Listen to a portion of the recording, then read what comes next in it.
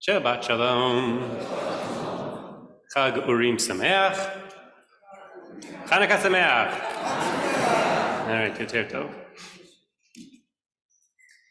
I know that this week we're thinking a lot about Hanukkah candles, but for a moment I want to draw our attention to another candle, to the Havdalah candle. We'll return to Hanukkah in a bit. With its multiple braids, the Havdalah candle is arguably the most beautiful of the Jewish candles, and it's unique. All the other candles we let burn out, but the Hanukkah candle we actively extinguish. But it's how we use the Havdalah candle that I think is most relevant for us this year. Unlike Hanukkah candles, the light from the Havdalah candle is meant to be used. In fact, the halacha says that we are to be close enough to the flame of a Havdalah candle to use its light. Specifically, the rabbis say that we should use the light of a Havdalah candle in order to distinguish coins from one country from coins from a different country. But most of us don't have different denominations of coins in our pockets readily at hand. And so instead, the rabbis say you can use it to examine your nails. Now, the point is not to hold up to see if you need a manicure. Rather, it is to practice the art of distinguishing, to notice differences, to learn to differentiate, specifically in this case, nails from skin. The Be'er Hetev, a commentary on the Shulchan Aruch, offers an additional beautiful interpretation.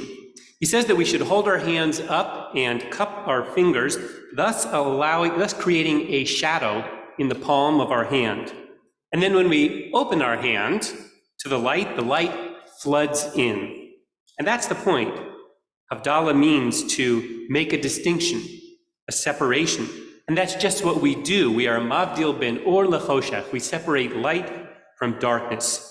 We distinguish before we extinguish. It's become clear to me in the last few weeks that we need to learn to make Havdalah.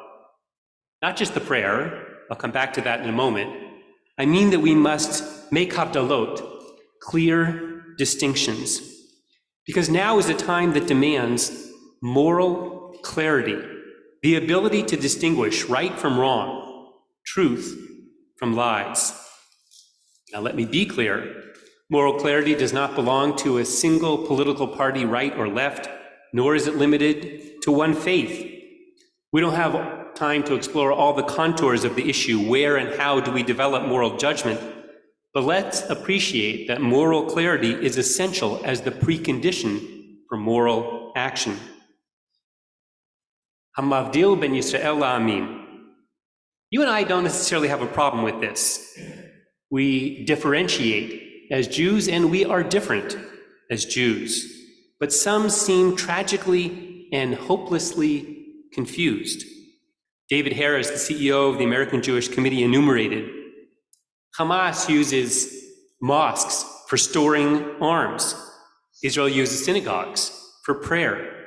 Hamas uses school to shoot rockets. Israel uses school for education.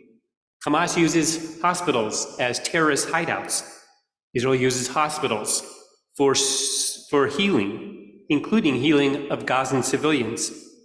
Hamas fires rockets indiscriminately at civilians. Israel warns civilians to flee and aims at terrorists with targeted precision. Hamas supporters dance in glee at the slaughter of Israelis, and we find no joy at the death of Gazans. Hamas celebrates life, and Israel cherishes.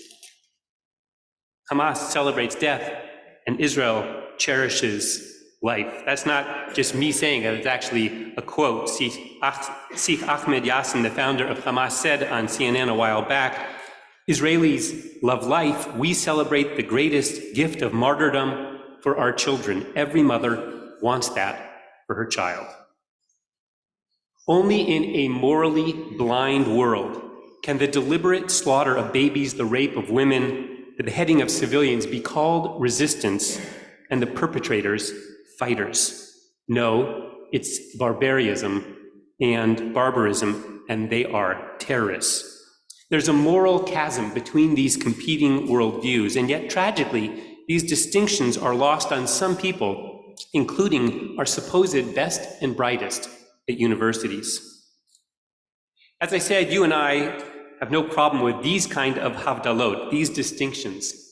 But part of moral clarity is also admitting areas of moral complexity, areas that are not so obvious, where values compete. Because the truth is, when you hold your hand up to the light, your fingers you see not only light and dark, but also a gray shadow in between. On the surface, these things may seem contradictory, but I say them with no less conviction and moral certainty. You can support the war against Hamas, including the use of strong force, and genuinely mourn the death of Gazans at the same time. And yet I've heard from Israelis and even some in our community vile and hateful remarks directed at all Gazans and all Palestinians. You can love Israel and actually oppose the war, saying that the death toll and humanitarian crisis are too great a cost. That's an expression of rachamim, of mercy. But to do so without offering a realistic alternative that ensures Israel's security is morally irresponsible. You can be a Zionist and oppose the settlements as a strategic blunder and moral blight. You can be appalled and feel completely betrayed by social justice organizations who either sided with Hamas or whose silence has been deafening, such as organizations fighting against systemic racism and for women's rights. And at the same time, you must still believe in those causes, because despite the moral blindness of their advocates, the causes are still just. You can call out rising anti-Semitism and acknowledge Islamophobia. There's no competition in victimhood. One need not diminish the other. And yet I've heard people in our community downplay Islamophobia. You can staunchly support freedom of speech on university campuses and ensure student safety and well-being by drawing a red line where that speech crosses over into harassment. But admittedly, this is complex. Take this example. The phrase "from the river to the sea" must be unambiguously condemned as a call for the elimination of the Jewish state. And it's also true that many young people say it without having any idea what it really means. And so in some cases, they must be approached individually, not with condemnation, but with education. And that takes us back to Hanukkah, which means rededication, which is related to chinuch, which means education. This Hanukkah, we need to rededicate ourselves to havdalot, to clearly delineating or v'choshech, light and dark, right and wrong, life and death, and to understanding the gray in between. We need light, and we need to shine a light. We need light to be learners and light to be teachers. We need light to help us, like the Havdalah candle, we Jews need light to help us differentiate legitimate criticism of Israel from anti-Semitism, because sometimes we lump them together. We need a light to help us differentiate between supporters of Palestinian self-determination and supporters of Hamas, because sometimes we lump them together. We need a light to clarify our motivations, to make sure that we act not out of understandable grief, anger, or, God forbid, revenge, but in pursuit of justice and to ensure security. We need light to differentiate between speech that is harassing and speech that is hurtful, because sometimes we confuse them. We need light to help us differentiate between the plain ignorant from the pure anti-Semite. We need light to help us examine how our intentions measure up to our results. We need light to help us develop a moral imagination that allows us to see new perspectives and stand in another's shoes. That's the light that we need lilmod, to learn. At the same time, we need to shine a light, lilamed, to teach. Like the Hanukkah candles placed in the window, we need a light to shine out onto the world to teach people Israeli and Jewish history and Middle East politics.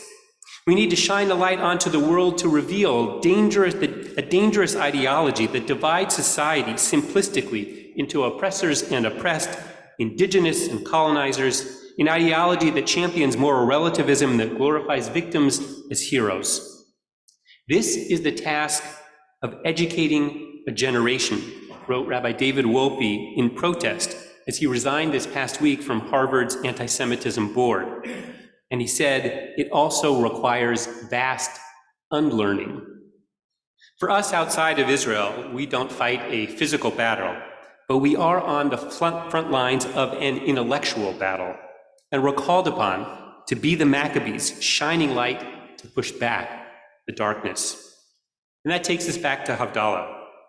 How many people here observe or mark Havdalah regularly or occasionally? I'm not asking with any judgment, I'm just curious. On its own, Havdalah will not instill in us a moral compass, but it is a weekly reminder of the need for moral clarity, the need to make sacred distinctions and to wrestle with complexity. Of course, Havdalah is so much more. It is renewal and hope and joy. It's all the things that we desperately need today. And so I want to invite you to take a challenge with me, for your sake, for Israel's sake, really for the world's sake. This year, as you know, Bethel is turning 100, and we are looking for at least 100 families who don't make Havdalah or who make it infrequently to take on this mitzvah. If you don't know how, we'll show you. If you want to understand more, we'll teach you. Tomorrow at the Hanukkah celebration in the Israel Fair, we'll be giving away free Havdalah candles to all of our young families, our bestie families, our B'nai Mitzvah families, and we'll have some for others of an older population, either for sale or available in our gift shop. I hope that you'll join me in shining a light from Shabbos into the week, the light of Hanukkah into the year, the light of hope into our lives, and the light of clarity into our world. Shabbat Shalom. Turn back in our Sidurim to page 155 for Musaf. Remember to include the special paragraph Al Anisim for Hanukkah.